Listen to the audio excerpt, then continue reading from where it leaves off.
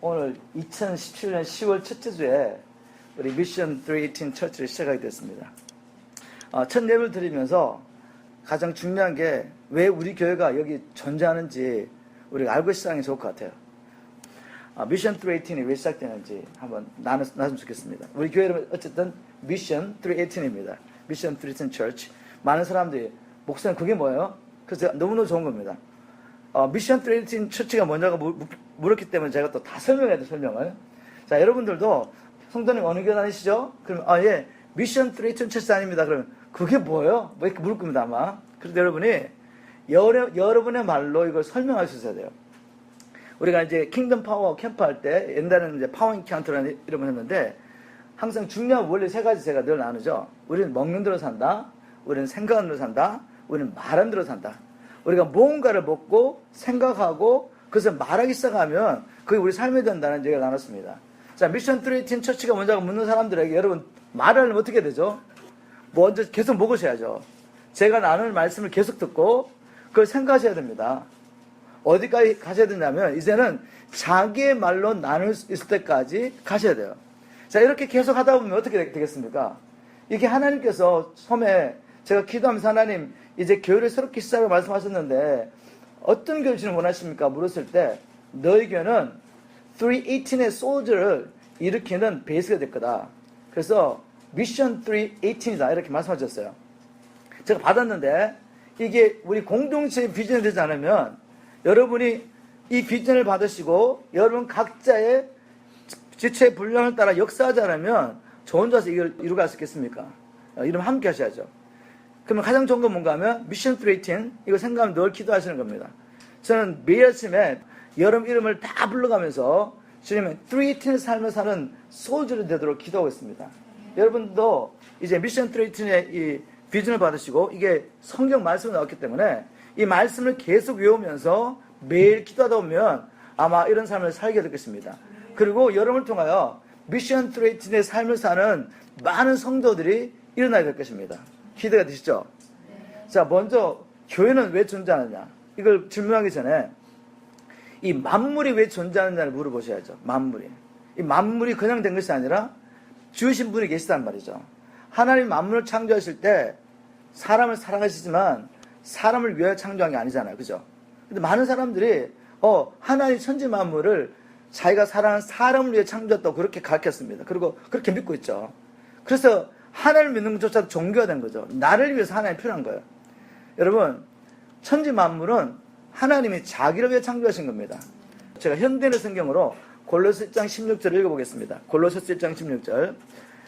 그분에 의해서 모든 것이 창조되었습니다. 하늘과 땅에 있는 것들과 보이는 것과 보이지 않는 것들과 천사들과 영적 존재들과 만물이 다 그분에 의해서 창조되었고 그분을 위해 창조되었습니다. 누가 창조했다고요? 하나님 창조하셨어요. 누굴 위하여? 하나님을 위해서. 사람을 위한 것이 아닙니다.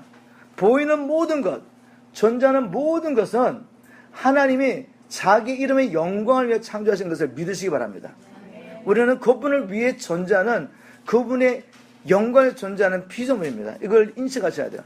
이런 얘기 들 때 갑자기 내 안에서 막 반란이 일어난다? 아니 왜 모든 게 하나님에서 존재하지? 하나님 너무 이기적이야. 막 이런 생각 들면 여러분 안에 많은 축사가 필요합니다. 그건 하나님 소리가 아니에요. 우리 안에 들어있는 세상의 영이 또 내 죄가 바로 그렇게 외치고 있는 거죠. 바로 이런 것에서 우리를 구원하시기 위해서 주님이 오신 겁니다. 자, 그래서 모든 피조물이 주님을 위해서 창조됐다는 것을 기억하셔야 돼요. 그렇다면 구원은 누굴 위한 것이냐 그죠? 구원도 우리를 위한 게 아닙니다. 왜 애초에 구원이 필요했죠? 하나님의 자기의 목적을 따라 사람과 만물을 창조했는데 그 사람과 만물이 타락함으로 말미암아 하나님의 창조의 목적을 이룰 수 없는 상황이 된 것입니다. 그러면 창조주께 영광이 돌려지지 않습니다. 하나님은 영광을 받지 못해요. 하나님은 자기 영광을 위해서 만물을 창조했는데 사람과 만물이 하나님 앞에 범죄함으로 사람의 범죄함으로 만물이 다 타락하게 된 것입니다. 그렇다면 하나님이 자기 영광을 시작한 창조를 역사에 이루시고 영광을 받으시려면 반드시 자기의 이름의 영광을 위하여 구원을 이루셔야 합니다. 아멘. 여러분 우리가 잘못된 구원관에서 벗어나려면 창조도 하나님을 위한 것이고 구원도 하나님을 위한 것인 것을 분명히 믿으셔야 돼요. 그래야지 이상한 구원을 믿지 않는단 말이죠. 계속해서 죄를 지어도 하나님으로 구원받는다, 천국 간다. 이건 말도 안 되는 이야기죠. 계속 죄를 짓고 있으면, 다른 말로 하면 우리가 하나님의 뜻대로 살지 못하는데, 그래가지고 어떻게 하나님께 영광을 받으시겠습니까?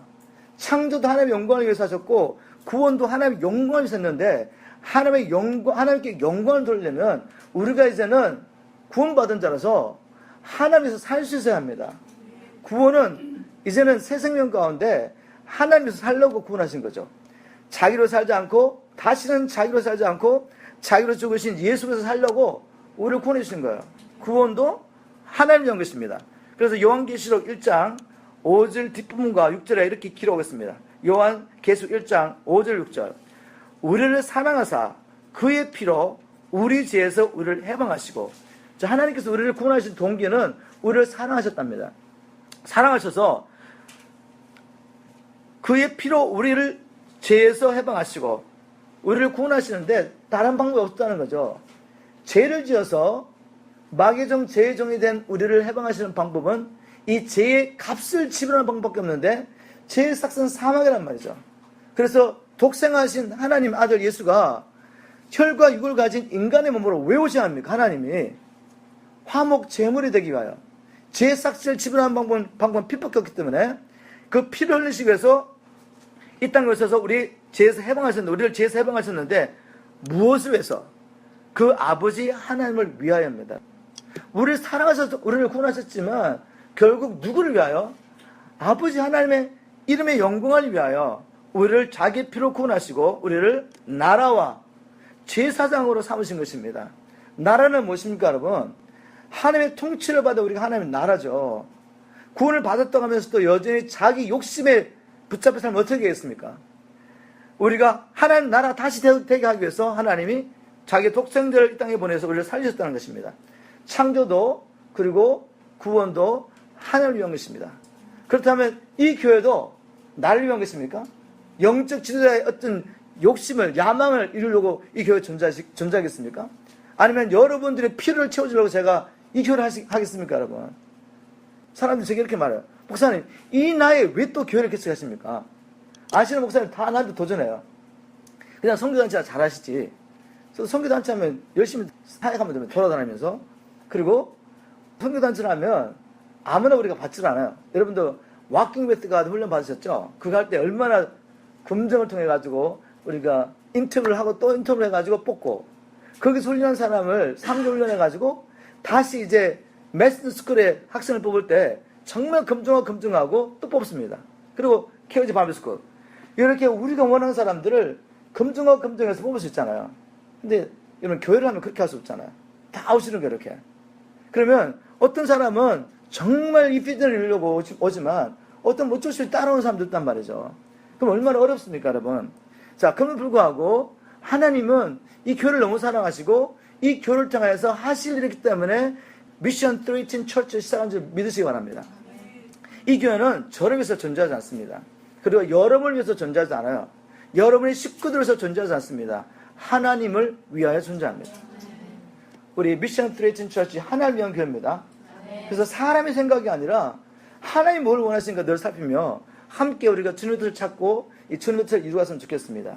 그리고 미션 13는 분명 하나님을 위한 처치지만, 그리고 이 미션 13는 이 교회 찾아오는 모든 사람의 복의 통로가 돼요. 복의 통로. 아멘. 복의 통로. 여러분, 사람에게 가장 필요한 게 뭘까요? 중요한 게 무엇이겠습니까? 이 땅에 사는 동안 뭐 필요가 많이 있죠, 그죠? 뭐 관계 문제 어려울 수도 있고, 또 질병의 문제도 있을 수 있고, 재정의 문제 있을 수 있고, 많은 문제가 있을 수 있습니다.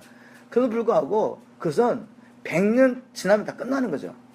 100년 이상 살 사람 여기 있겠어요, 여러분? 뭐 120년까지 살 수 있겠지만, 여러분 100년 지나면 끝날 이야기란 말이죠. 근데 그거에 생명을 걸어야 되겠습니까, 여러분? 중요한 것은 영원한 것입니다.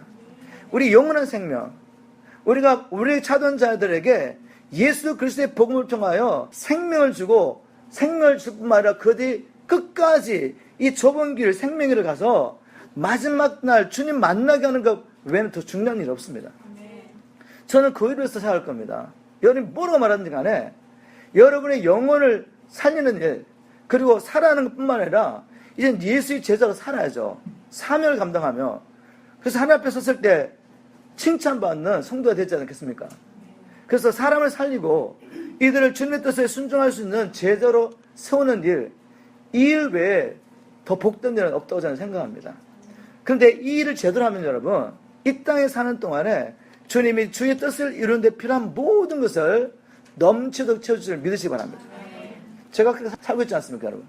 저는 주님의 부름을 받고 주님께 생명 드리고 이제 하나님 직장을 그만두라고 해서 직장을 그만두면서 미국에서 인슈런스도 다 없어지고 그때부터 주님께서 저를 온전히 치료하셨습니다. 지금도 여러분 얼마나 돌아다녔습니까, 제가? 3개월 돌아다녔습니다.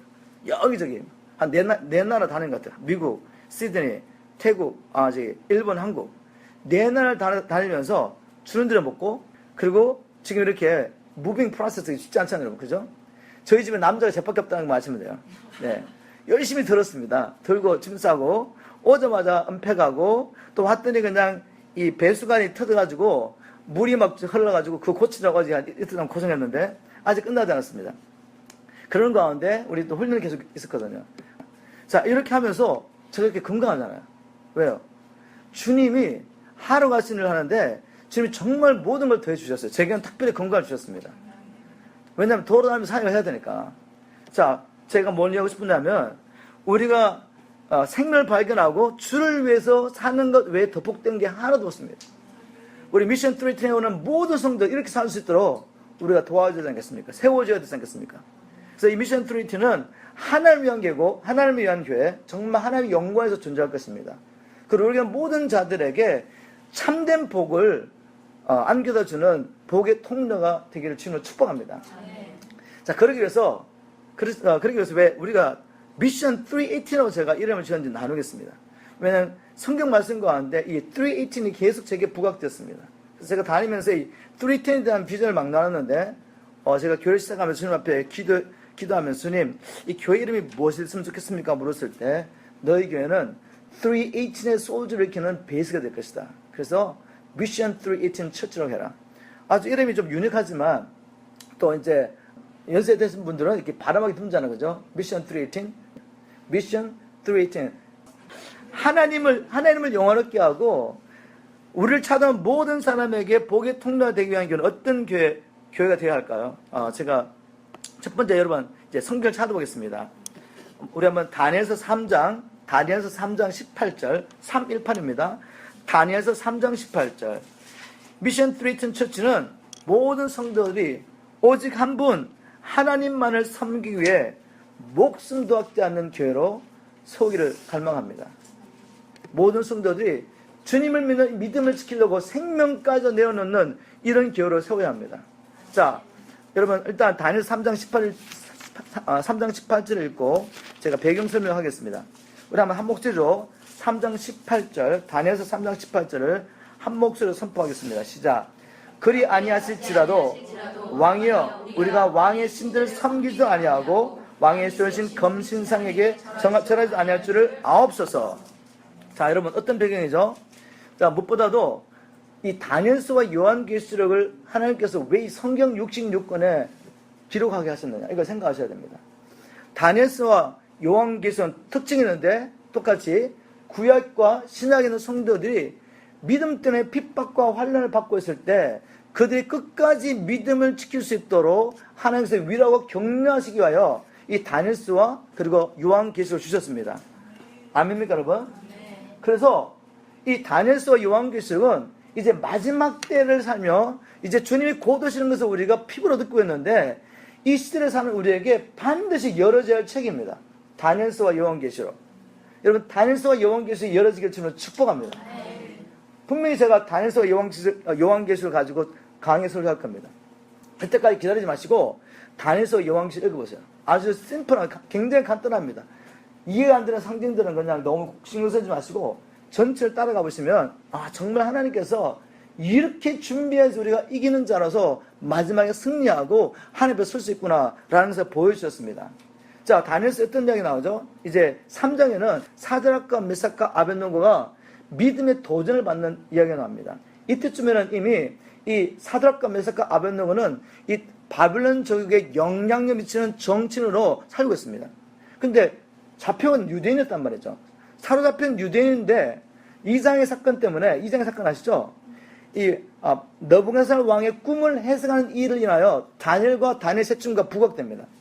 그러면서 다니엘이 높은 자리에, 그 당시에 가장 높은 자리에 올라가면서 이제 사드락과 메삭과 아벳느고 친구가 함께 굉장히 영향력 위치에 올라가게 되죠.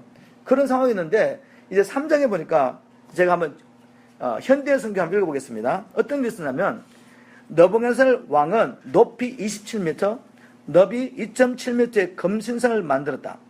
왕은 그 신상을 바벨론도의 두라 평야에 세우고 총독, 지방장관, 군사령관, 왕의 고문, 재무관, 재판관, 치안판사, 한마디 말하면 바벨론 조국의 가장 뛰어난 지도자를 다 모은 겁니다.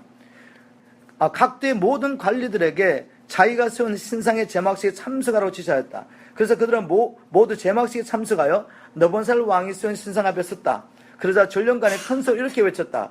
이곳에 모인 여러 민족과 백성 여러분, 이것은 왕의 명령입니다. 여러분이 나팔과 피리와 수금과 그 밖에 악기 소리를 들으면 엎드려 느부갓네살 왕이 세운 금신상에 절하십시오.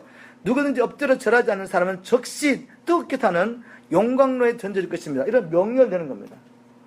지금 바벨론이 여러 나라를 점령했잖아요. 수많은 나라를 점령하고 각 나라 방언 가운데 세우는 지도를 다 불러가지고 이제 금신상을 세워놓고 거기에 절하는 예식을 하는데 나팔 소리와 수금 울리며 온갖 악기 소리를 날 때 다 무릎 꿇고 그 신상에 절해야 하는 것입니다. 근데 그 중에 누구 안 했겠어요?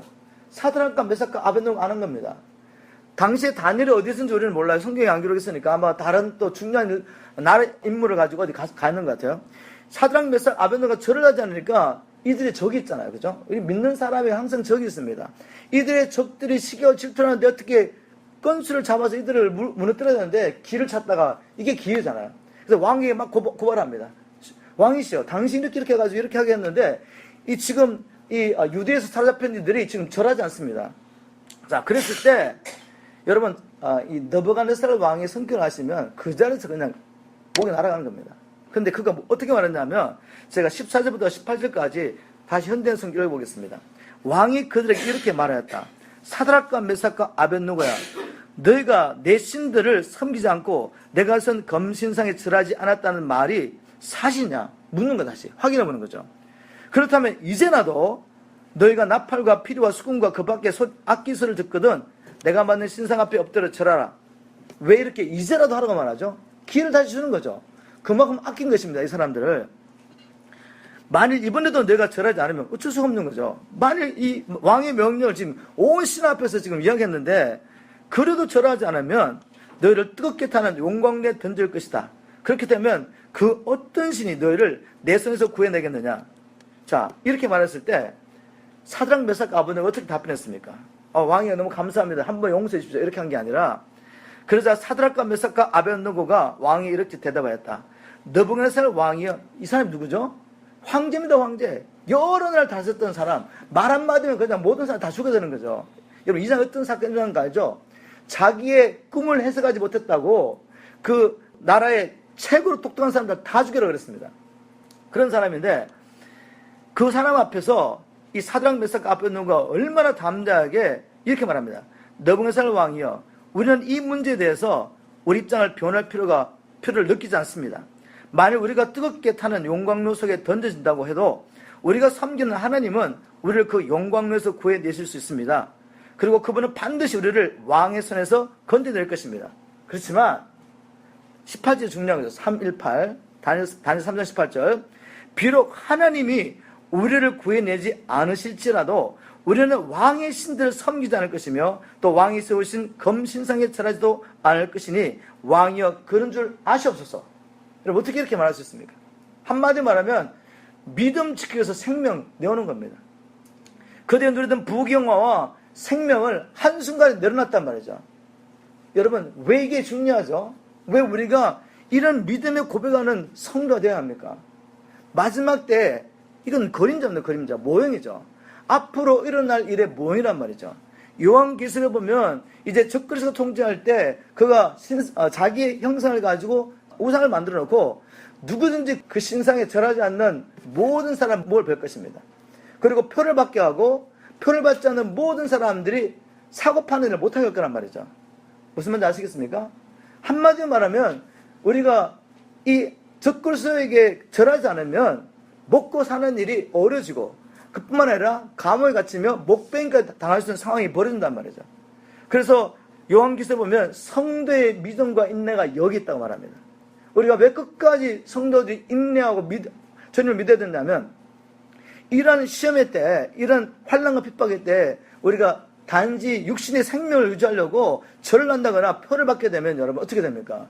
영원한 유황불에 형벌을 받을 수 없기 때문에 그렇습니다. 이게 성경의 분명한 말씀이란 말이죠. 이걸 아무리 여러분들이 뭐 트위스트 해가지고 억지로 막 끼워 맞춰가지고 그건 아니야. 우리 이미 예수를 믿음으로 구원받았기 때문에 우리는 구원받을까 뭐 이렇게 아무리 설명하셔도 하나님의 말씀대로 심판하실 것입니다. 저는 이런 일이 일어날 것을 바라보면서 성도를 준비시키게 하는 것이 목회자의 사명이 아니겠어요, 여러분? 이런 일이 날 것입니다. 자, 여러분, 이제 예수님께서 공생애를 마치면서 권한을 받으시고 승천하시기 전에 최후의 만찬 자리에서 제자들과 하는 대화가 있습니다. 요한복음 15장에 보면 이제 주님 안에 거하라는 말씀을 계속 하시잖아요. 그리고 하신 말씀은 뭔가 하면 너희가 세상에서 핍박을 받을 걸 이야기했습니다. 너희가 세상에 속하였다면 세상이 너희를 사랑할 것이지만 이제는 너희가 세상에 속한 자가 아니라 세상에서 구원을 받아 주님의 것이 되었잖아요. 세상이 너희를 미워할 것이다. 세상에서 핍박과 환난을 받을 것이다. 이 이야기를 계속 하신 겁니다. 왜 주님께서 이 고난 받을 이야기, 너희가 내게 속하였기 때문에 이 세상에서는 미움을 받을 이야기를 하시는가? 15장 중요한 메시지만 읽어보겠습니다. 우리 요한복음 15장 18절부터 읽어보겠습니다. 세상이 너희를 미워하면 너희보다 먼저 나를 미워한 줄을 알라. 너희가 세상에 속하였으면 세상이 자기 것을 사랑할 터이나 너희는 세상에 속한 자가 아니요 도리어 세상에서 나의 택함을 입은 자인 거로 세상이 너희를 미워하느니라. 여러분 세상에 속하셨습니까? 아니면 세상에서 구원을 받아 주님의 것이 되었습니까? 주님 거 다 되셨죠? 그렇다면 미움 받는 게 당연한 겁니다, 여러분. 자, 그러면서 이 핍박과 환난에 대한 얘기를 하시면서 주님께서 이렇게 말씀하십니다. 내가 이것을 너에게 이르면 핍박과 환난에서 왜 얘기하느냐? 너희로 실족지 않게 하려 함이니. 실족한다는 말을 현대의 성경에서는 너희가 믿음에서 넘어지지 않게 하려고, NLT에서는 so that you won't abandon your faith. 네가 믿음을 버리지 않게 하려고 미리 핍박과 환난이 올 것에 대해서 내가 네한테 이야기한다 지금 너희들에게. 왜요? 핍박과 환난이 올 것을 알면서 우리가 믿음을 준비해야 되잖아요, 여러분. 근데 준비 안 되면 핍박과 환난이 올 때 쉽게 주님을 버린단 말입니다. 여러분 사드락과 메삭과 아벳네고가 어떻게 이런 믿음을 가질 수 있었겠어요? 이거 하루아침에 생긴 믿음이겠습니까? 오랫동안 훈련받은 믿음입니다. 훈련받은 믿음. 아멘.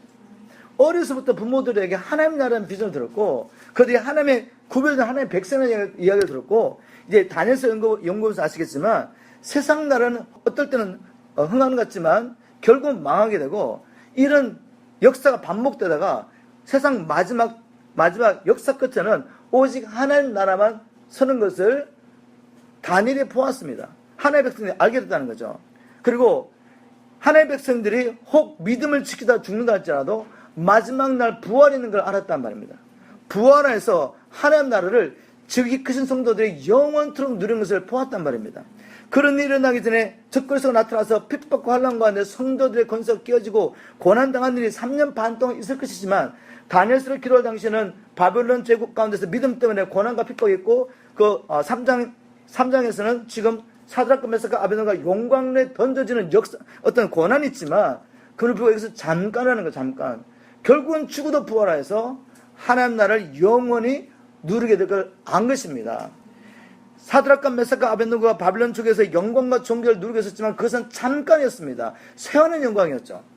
그러나 믿음을 지킴으로 우리가 끝까지 주님을 쫓아간다면 이제 하나님 나라가 임해서 우리에게 주어진 영광은 결코 새하지 않는 영광과 권세를 우리가 받게 되는 것입니다. 영생과 함께.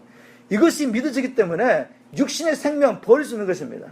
이것이 믿어지기 때문에 이 땅의 영광과 권세를 버릴 수 있는 것입니다. 여러분 우리가 하나님의 말씀 가운데서 이 하나님께서 약속하신 하나님 나라와 그 영광에 대해서 분명히 알고 있어야 됩니다. 그리고 반드시 우리 모두가, 여러분, 불신자뿐만 아니라 우리 모두가 그리스도의 심판대 앞에 설 것을 아셔야 돼요, 여러분. 우리는 이렇게 생각합니다. 우리는 심판 안 받는다. 우리는 그리스도의 심판대 앞에 안 설 거야. 뭐 이렇게 생각하는 분도 계시고, 또 이제 우리가 혹시 심판대 앞에 서더라도 우리가 상급을 위한 심판대 앞에 설 거야. 그래서 우리 이미 구원받은 사람이기 때문에 천국 가는 문제 없어. 이렇게 생각하는 분이 많이 계시는데, 여러분, 바울이 왜 자기 몸을 복종시켰습니까? 주를 믿고 난 다음에 사도로서 하나님의 쓰임 받으면서 자기가 복음을 전한 후에 내가 벌을 받을까 두려워했단 말이죠, 바울이. 그리고 고린도후서 5장 9절 10절에 보면 제가 한번 읽겠습니다. 그가 몸에 있든지 아니 몸을 떠나 하나님과 함께 하든지 늘 주님을 기쁘시게 하는 자로 살았던 이유가 무엇입니까, 여러분? 제가 나중에 기회가 되시면 하나님의 심판대에 대해서 한번 나눌 겁니다.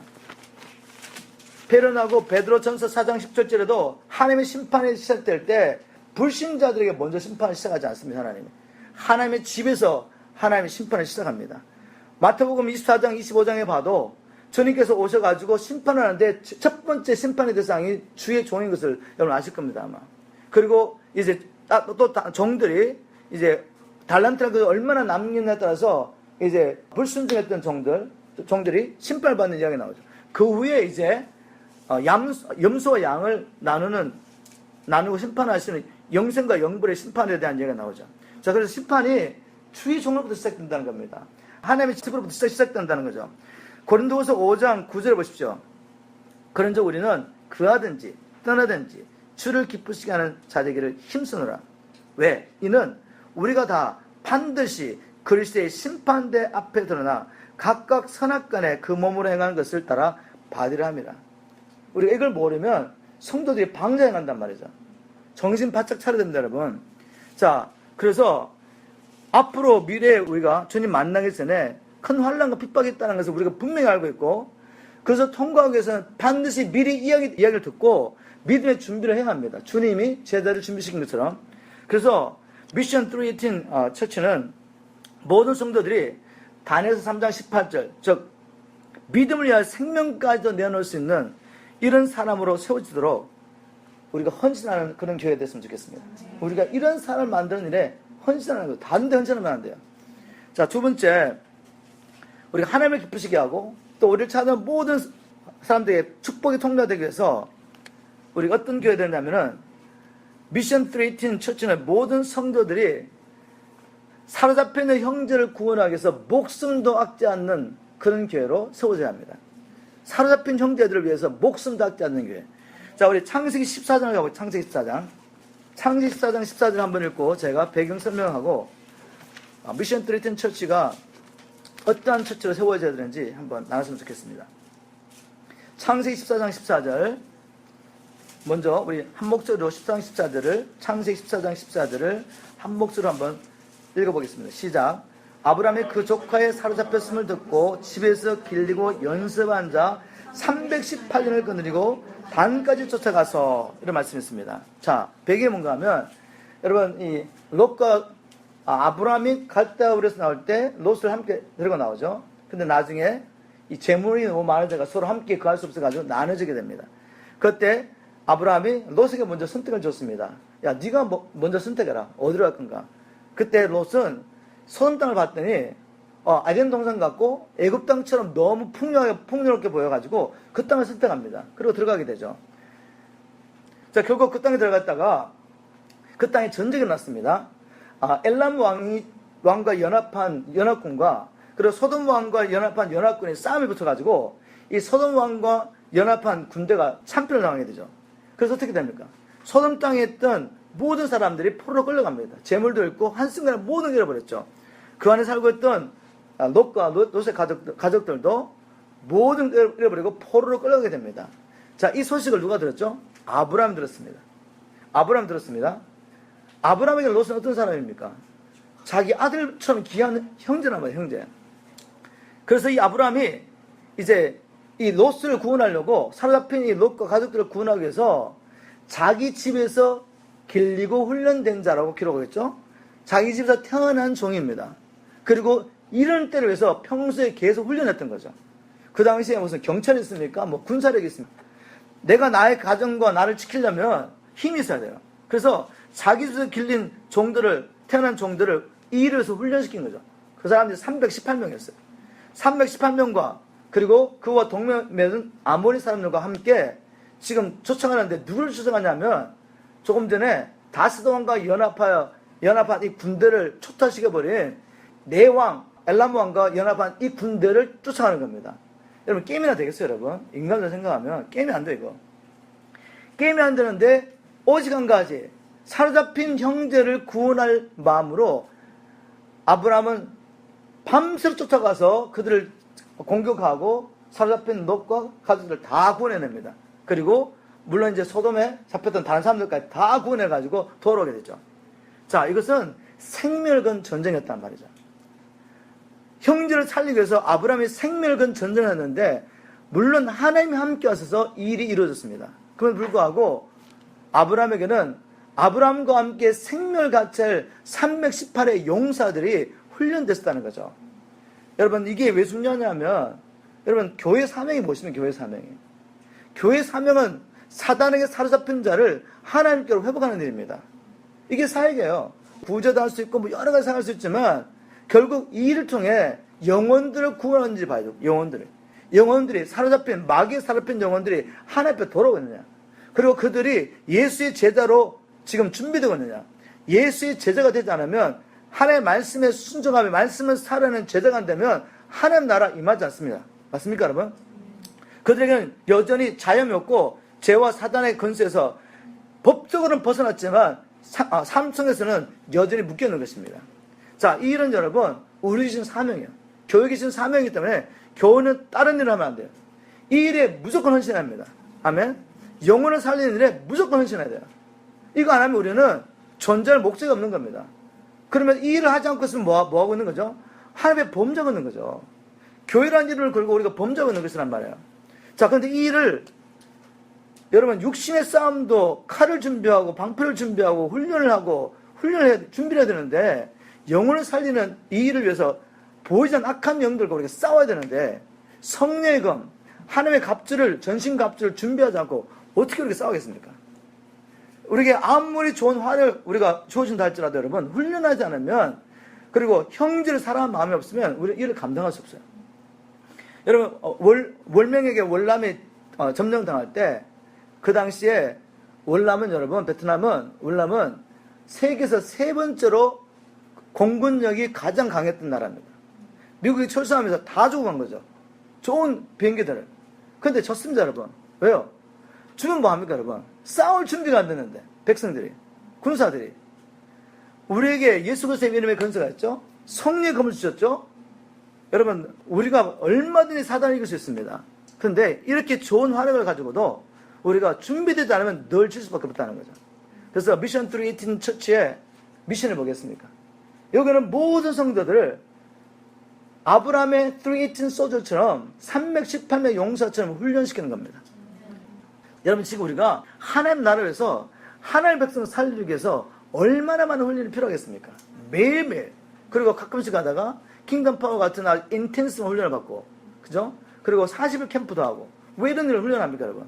살아남기 위해서 사명을 감당하기 위해서 우리 미션 318 성도들 편하지 않을 겁니다. 왜냐하면 여러분을 용사로 분류시켰기 때문에 아멘입니까 여러분?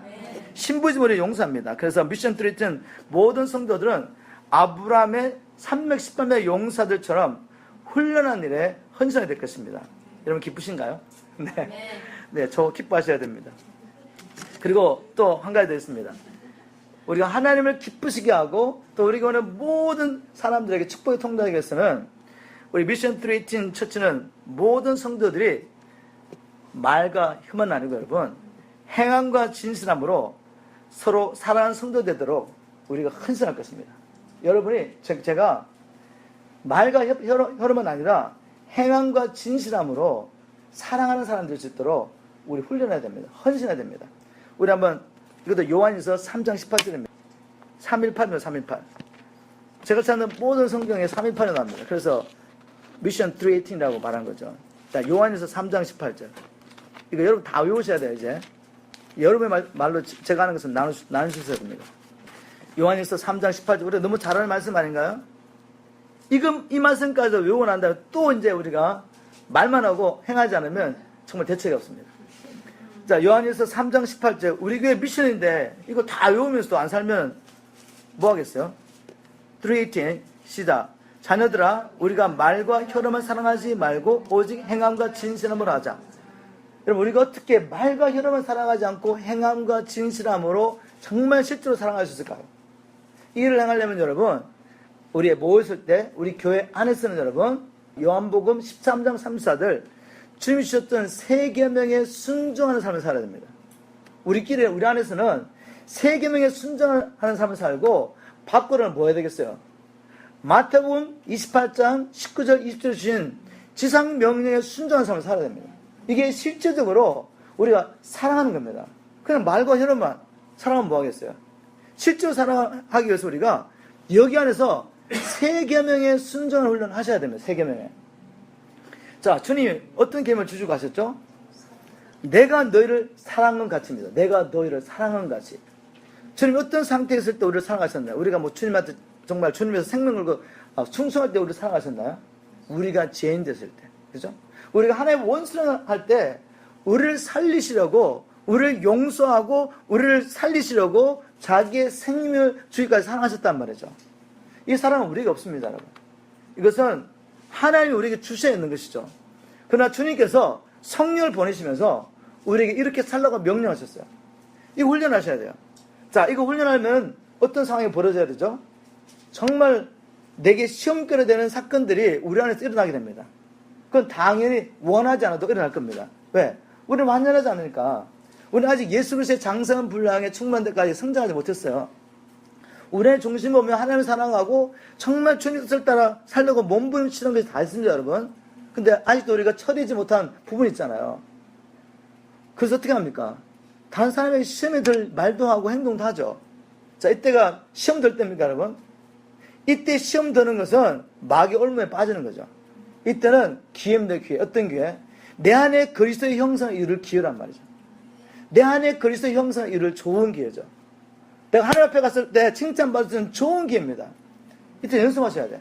자, 여러분, 하늘 앞에 갔을 때 우리 미션 트리전 처치가 구조도 많이 하고 막 선교도 하고 전도도 할 겁니다, 여러분.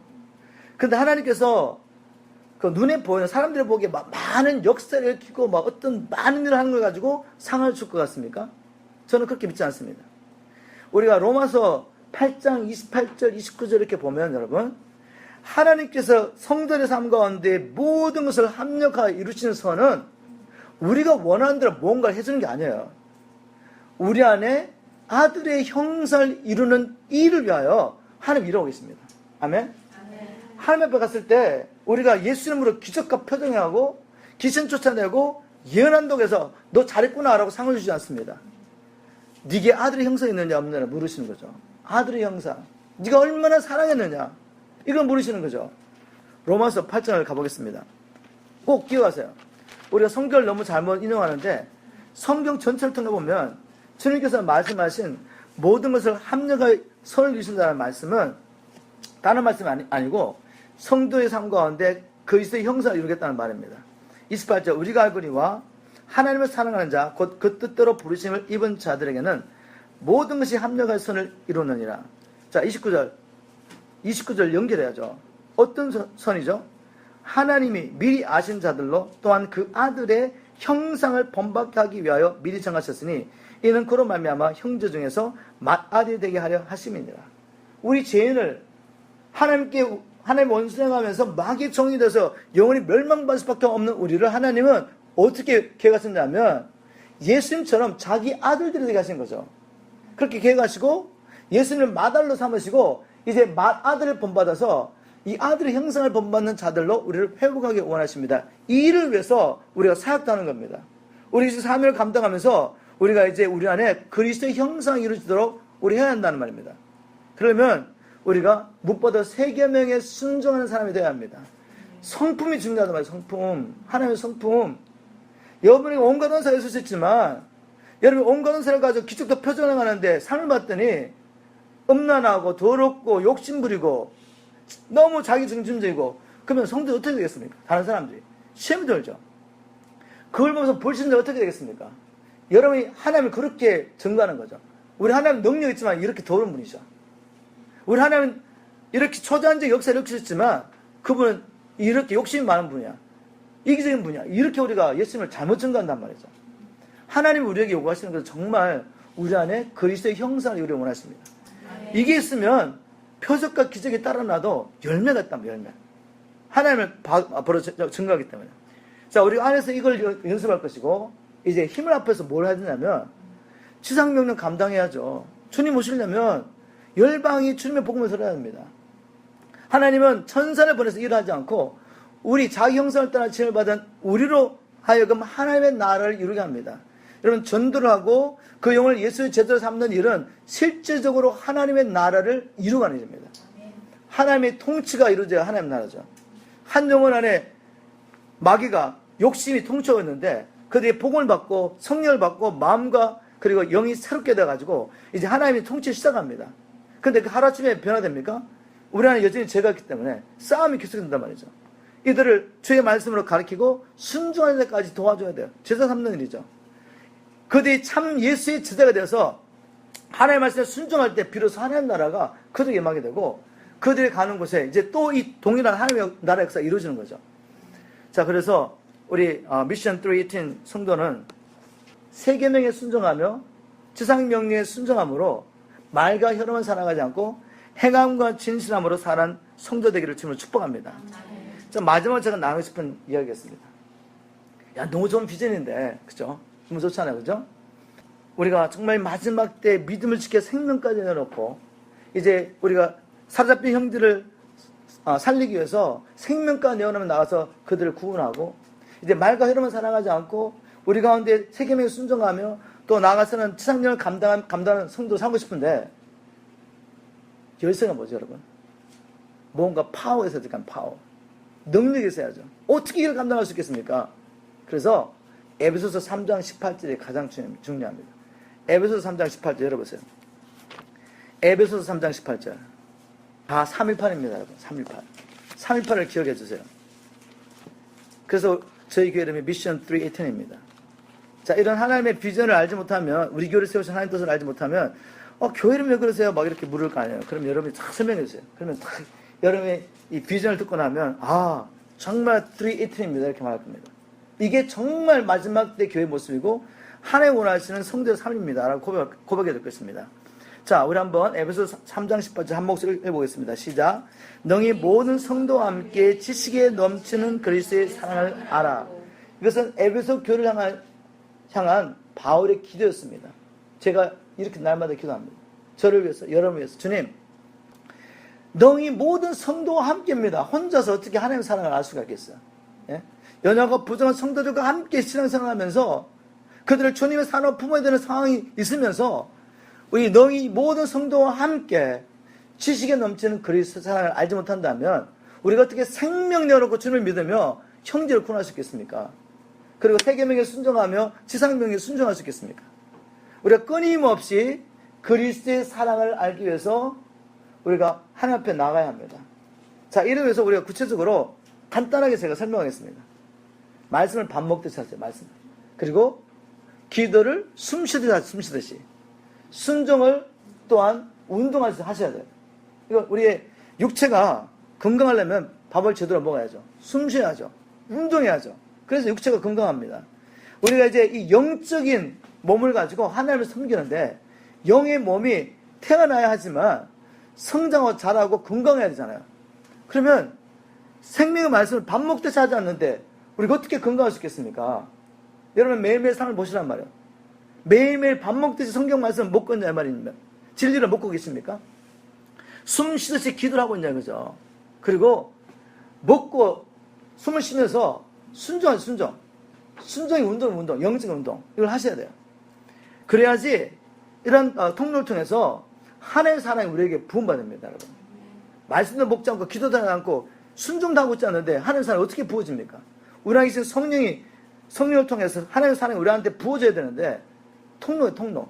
말씀을 밥 먹듯이 기도를 숨쉬듯이 그리고 순종을 운동하셔야 됩니다. 아멘? 이거 우리 계속 할 겁니다. 바로 이를 위해서 알지만 잘 안 되기 때문에 우리가 같이 훈련하지 않습니까? 먼저는 우리가 KP를 통해서 킹덤 파워 캠프를 통해서 복음이 뭔가를 실제적으로 경험합니다. 3박 4일 동안. 그런 다음에 분명히 우리가 이제 자유했는데 주를 사고 싶은데 하루씩 이렇게 되지 않잖아요. 그래서 우리가 3개월 동안 walking with God, 하나님과 동행한 삶을 계속 훈련시킵니다. 훈련을 받으면서 훈련이 되지만 훈련자가 훈련을 시키면서도 훈련을 하게 됩니다. 이걸 라이프 스타일로 해야지 그냥 나 한번 훈련 받았어. 훈련 한번 했어. 그럼 끝나면 되겠어요? 뭐 KMS를 하시고 메시지 스쿨을 졸업하시고 바이블 스쿨을 다 졸업하셔도 3년 4년 걸려서 다 끝내셔도 여러분 그거 훈련 받는다고 해서 사는 건 아니에요. 여러분. 이거는 라이프 스타일로 계속 우리의 삶으로 살아내야 합니다. 그 말은 내가 끊임없이 누군가를 제자로 삼든지 또 끊임없이 누군가를 통해서 공부를 받으셔야 된단 말이에요. 이걸 라이프 스타일로 하셔야지 훈련을 나 3개월 훈련 끝났으니까 좀 쉬자. 그러면 그 사이에 그냥 마귀가 치고 도는 거죠. 죽을 때까지 주님 오시는 그날까지 마귀는 어떻게든 우리를 넘어뜨려서 실족하게 하려고 하기 때문에 우는 사자처럼 우리를 찾아다니고 있기 때문에 여러분 우리가 준비해야 합니다. 언제나 끼어가지고 싸울 준비, 영혼을 구원할 준비해야 합니다. 자, 이렇게 딱 듣고 보니까 이 교회 오신 거 잘하신 것 같아요. 못하신 것 같아요. 쉽지 않죠, 여러분. 하나님 말씀대로 하나를 위한 교회, 정말 우리에게 찾아오는 모든 사람에게 복의 통로가 되기 위해서 그런 교회에 서려면 쉽지 않습니다. 어렵단 말이에요. 어렵다고. 근데 여러분, 천국 가는 게 쉽다고 누가 말했던가요? 예? 천국 가는 게 쉬운 일입니까, 여러분? 아니죠. 천국 들어가기를 힘쓰라고 주님 말씀하셨어요. 이기는 자만이 생명나무의 실과 먹을 수 있고, 이기는 자만이 둘째 사망의 해를 받지 않고, 이기는 자만이 주님이 이기시고 아버지의 보좌에 앉아서 함께 다스리는 것처럼 우리가 그렇게 함께 다스리게 될 것입니다. 이기는 자만이 그 이름이 생명책에서 허려지지 않습니다. 흰옷을 입고 하나님과 함께 다닐 겁니다. 이겨야 돼. 쉽지 않죠. 천국 가는 게 쉽지 않기 때문에 하나님의 말씀대로 이 교회가 존재한다면 미션 318 교회 성도들 쉽지 않습니다. 그러나 분명히 제가 말씀드리고 싶은 것은 기쁨이 충만할 겁니다. 하나님의 말씀대로 순종하시고 사시면 기쁨이 충만할 것이고 복의 통로가 될 것입니다. 그리고 하나님을 기쁘시게 하는 성도 삶을 살 것입니다. 이런 교회 마귀가 싫어하겠죠. 그죠? 이런 교회 가만히 보고 미션 318 잘하고 있네? 뭐 또 하나의 교회 생겼네 이렇게 보고 있겠습니까, 여러분? 마귀는 누구보다 더 잘 알죠. 이 교회는 진적에, 이 교회는 가적에, 종교적인 교회, 우리에게 도움이 되는 교회, 이 교회는 정말 자기의 나를 막 침노하면서 자기들 힘들게 하는 교회, 금방 알잖아요. 어떻게 깨트려야 되죠? 어떻게 깨트리겠습니까, 여러분? 성경을 보면 바울이 고린도 교회를 세우고 데살로니가 교회를 세워놨습니다. 바울이 교회를 딱 세워놓고 난 다음에 이제 또 다른 것을 복음을 전하는데 곧바로 돌려오는 이야기가 뭐죠? 다른 사람들 들어와가지고 바울이 세운 이 고린도 교회와 데살로니가 교회를 계속 이간질시켜. 그래서 바울이 자기를 변명하게 이른단 말이야. 변명하게. 우리 한번 성경 한번 찾아볼까요? 몇 군데만. 자, 왜 이런 일이 날까? 자, 마귀의 전략을 아셔야 돼요, 여러분. 고린도전서 우리 한번 4장을 가보겠습니다. 고린도전서 4장. 그러면 고린도 교회와 데살로니가 교회는 바울이 2차 전도 여행 때 세운 교회입니다. 데살로니가 교회에 대한 이야기는 사도행전 17장에, 고린도 교회를 세운 이야기는 사도행전 18장에 나오죠. 자, 고린도전서 4장에 가면 이제 바울이 떠나고 난 다음에 고린도에 있는 성도들에게 이런 편지를 보냅니다. 편지의 내용이 뭔가 보면 4장 우리 11절 보겠습니다. 제가 읽겠습니다. 11절. 바로 이 시간까지 우리가 줄이고 목마르며 헐벗고 매맞으며 정처가 없고 또 수고하여 친히 손으로 일하며 후욕을 당한 적 축복하고 핍박을 당한 적 참고 비방을 당한 적 건면하니 우리가 지금까지 세상의 더러운 것과 만물의 치키같이 되었도다라고 말하며 이제 15절에 뭐라고 기록했냐면 그리스도 안에서 1만 스승이 있을 때 아베는 많지 아니하니 그리스도 예수 안에서 복음으로서 내가 너를 낳았습니다. 자, 왜 바울이 고린도 교회에게 이런 장을 내가 얼마나 지금 복음 때문에 고생당하는지 아냐? 그리고 야 너희들 그리스도 안에서 너희들이 1만 스승이 있을 수 있지만 나는 너희들의 아비야. 왜 이렇게까지 이야기해야 됩니까, 여러분? 지금 누군가 와가지고 바울과 고린도 교회 성도들 가운데 이간질시켰단 말이죠. 왜 이러냐고 했죠? 결국은 이 이간질시키는 거짓 교사들이 어떤 사람입니까? 겉으로는 하나님의 종인서는 말하지만 속에는 일이란 말이야, 일이. 자기 욕심을 내서 영혼을 사냥한 자입니다. 그런데 바울을 쫓아가면 안 되잖아. 자기를 쫓아와야지. 그래서 어떻게 합니까? 바울을 공격하는 거죠. 근데 이 일은 더 깊이 들어가면 마귀예요, 마귀. 마귀가 하는 일이 뭐죠? 성도들이 어쨌든 참복을 받지 못하게 막는 겁니다. 바울과 성도를 이간질시켜서 바울이 전한 복음을 믿지 못하게 만드는 것이 마귀가 하는 일이고, 거짓 선자는 그 일을 통해서 자기 배를 채우는 겁니다, 여러분. 그래서 성도와 영적 지도자, 참된 복음을 전한 영적 지도자와의 관계를 계속 깨트리는 겁니다. 이걸 아셔야 돼. 자, 여러분, 이제 데살로니가 전서 제가 2장 2절부터 5절을 현대의 성경으로 읽겠습니다. 데살로니가 교회는 사도행 17장에 보면 바울이 3주 동안 안식일 동안 머물면서 세운 교회인데, 복음을 전하면서부터 막 핍박과 환란이 너무 대단합니다. 그리고 이제 핍박 환란 때문에 바울은 그 대선을 떠나가지고 이제 베레를 갔다가 아덴에 갔다가 그 다음에 고린도에 가서 개척하면서 이 도대체 데살로니가 교회가 어떻게 알아보려고 디모데를 보내가지고 이제 정황을 보게 됩니다. 그리고 돌아서 디모데의 보고를 듣고 쓴 게 데살로니가 전서란 말이죠. 근데 이렇게 쓰고 있습니다. 여기 뭐로 쓰냐면 이제 데살로니가 전서 2장 2절부터 5절을 보면, 여러분도 알다시피 우리가 여러분에게 가기 전에 빌립보에서 많은 고난과 모욕을 당했으나 하나님의 도우심으로 우리는 강력한 반대도 불구하고 여러분에게 기쁜 소식을 담당해 전했습니다. 우리의 권면은 어떤 잘못이나 불순한 동기나 속임수에서 난 것이 아닙니다. 오히려 우리는 하나님의 인정을 받아 기쁜 소식을 전하라고 부탁을 받은 사람으로서 말합니다. 우리는 사람을 기쁘게 하려고 하지 않고 우리의 마음을 살피시는 하나님을 기쁘게 하려고 합니다. 여러분도 알고 있겠지만 우리가 한 번도 아참하는 말을 하지 않고 욕심의 가면을 서지 않았다는 것은 하나님의 증거가 있습니다. 왜 이런 이야기를 해야 되죠, 바울이? 너희들 갔을 때 우리가 너희들에게 가기 전에 얼마나 많은 환난과 핍박이 있었는지 아냐? 너희들 갔을 때 우리가 하나님을 기쁘시게 하려고 했지 사람을 기쁘게 하려고 하지 않았고, 너희들의 뭐 인정과 사랑을 받으려고 아참하는 말 한 적 없어. 왜 이런 말 하죠? 누군가 지금 바울을 공격하는 겁니다. 데살로니가 성도들과 바울의 관계를 깨트려서 데살로니가 사는 성도들을 자기 사람 만들려고 하는 사람이 있었단 말이에요. 왜 이런 일이 있습니까, 여러분? 결국 마귀이죠. 마귀가 뭐로 합니까? 영혼 사냥하는 거죠. 복음 받을래? 받아. 그러면 왜 이렇게 어렵게 믿음 생활을 하냐? 좀 쉬운 길도 있는데, 은혜로 구원받았는데 뭐 이렇게 힘들게 너희들이 뭘 해야 되는 것처럼 그렇게 힘들게 하냐? 근데 바울은 여러분, 가자마자 어떤 복음 전하냐면, 제가 데살로니가 전서 3장 읽어보겠습니다. 바울은 복음 전할 때 예수 그리스도를 믿음으로 재상을 받는 이 복음과 함께 주님의 재림까지 전했습니다. 주님이 다시 오심. 그래서 데살로니가 교회는 이 주님의 재림과 관련해서 많은 문제가 있었기 때문에 데살로니가 전서 후서에도 이 재림과 관련한 이야기가 많이 나와요. 그리고 그뿐만 아니라 바울은 가자마자 어떤 메시지를 전하면, 우리가 너희와 함께 있을 때 장차 받을 환난을 너에게 미리 말했더니 과연 그렇게 된 것을 너희가 아느니라. 자, 이렇게 문맥을 보면 여러분, 우리는 이 환난을 당하도록 세움을 받은 사람이다. 복음을 해서 불러줬다는 것은, 복음을 해서 우리가 부름을 받았다는 것은 여러분, 하나님 나라의 친백성으로 하나님 나라를 이루도록 이 세상에서 부름을 받았다는 것은 곧 환난을 해서 부름을 받았다는 것과 똑같은 말입니다. 왜?